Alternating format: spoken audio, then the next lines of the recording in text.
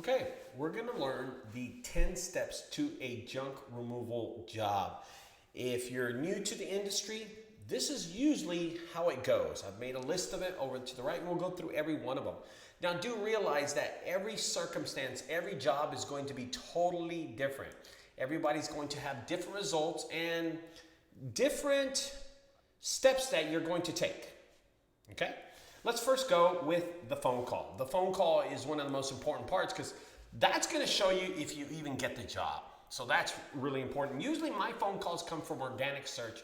No, I mean, I said usually, but it's 100%. 100% of the times my calls come organically. Like I said in these other videos on this course, I've never paid for ads, leads, or SEO. I do everything by myself. And this course is going to show you that. This is going to show you how you can save money using these videos as an advantage to your business, okay?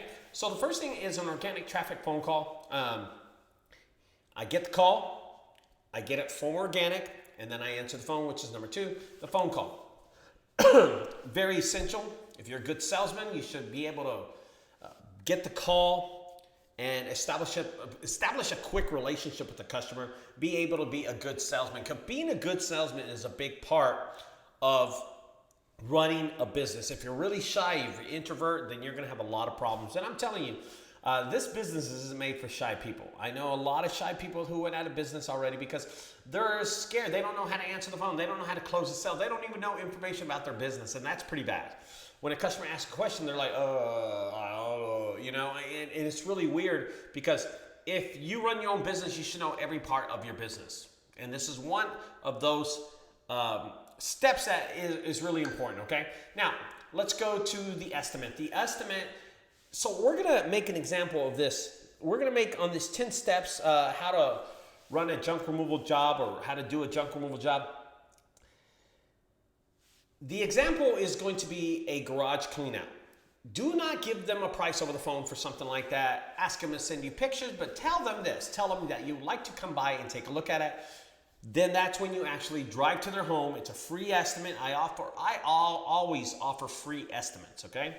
After the initial phone call, you tell them, I want to give you a free estimate. Let me come by. They usually say yes, especially if you throw out the word free, right? It's a free estimate. No obligation. I'll just come by. Show up, give them the estimate. Come to an agreement with them, which is number 4. Agree with them to a price. Agree with them for the job.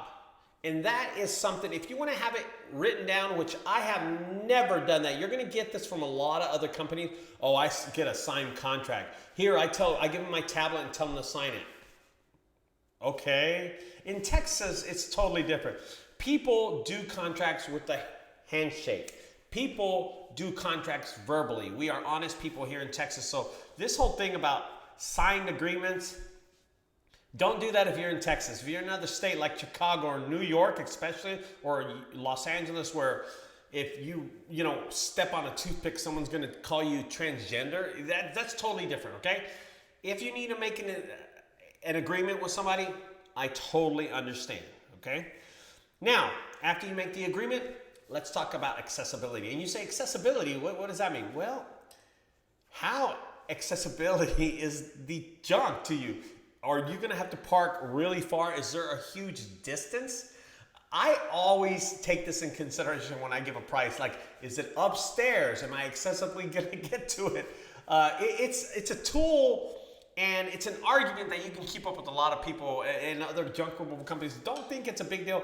It's a big deal to me. It's a big deal to me. I need to know if it's accessible to me or the people that I'm working with to go and get the junk. Okay? I also want to be the closest person to that junk, so the distance is really important, which is number 6, guys. I want to know where I can back up my trailer, where I can scoot my truck up, because I want to have the trash that's accessible to me so I can load it faster. The faster I complete the job, the more efficient I am, the better money I can make on the next job and the next job and the next job. That's why you see a lot of my videos where I'm doing 10 or 12 jobs in a day, because I try to make myself accessible to the junk at a close distance, okay? So it's really important. Now, as I'm observing the trash or the junk, I'm going to find out if I'm going to need a sledgehammer, I'm going to use a saw. What kind of tools am I going to use? Am I going to have to break down stuff? Am I going to have to break down a drawer, a dresser, or some drawers, or anything that's around there that I'm going to have to use? I do know that I'm going to use gloves, so I always take gloves. Am I going to have to break down a lot of cardboard boxes? Do I need cutters? So take those in consideration now.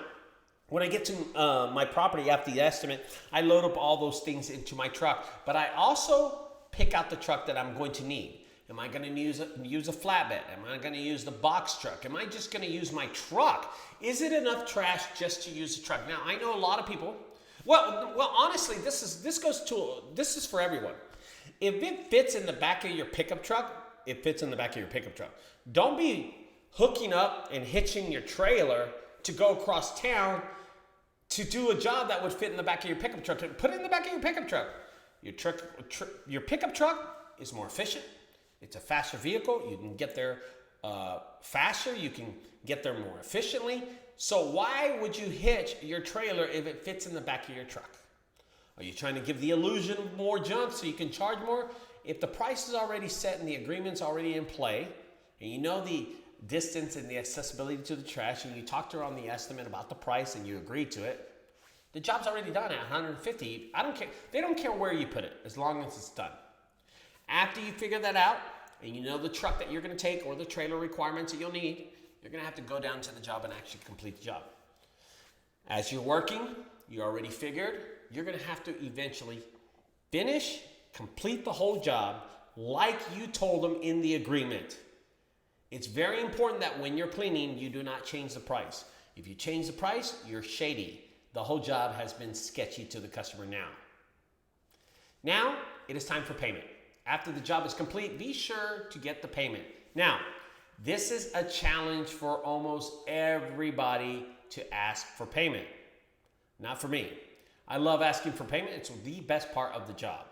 I love getting payment, which is the best part of the job. So be sure that you pick up payment and you give the customer easy, no difficulty, but be sure that when you tell the customer that it's time to pay, you give them the options.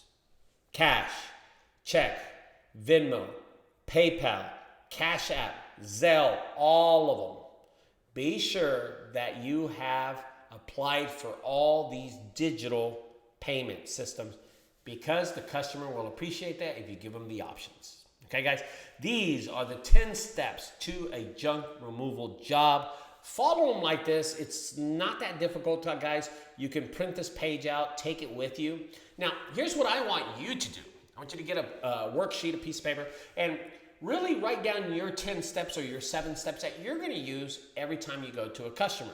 And also, don't forget to sign up for the digital online payments, such as Venmo, Cash App, Zelle. They're very important. PayPal also. Okay, guys? So be sure to sign up for them. But write down your steps, how you're going to close the deal. I used to have when I first started, a little notepad, and I would write down all the things that I need to look for. But back then, there was nobody like me that was doing these courses that could help you out. Help me out.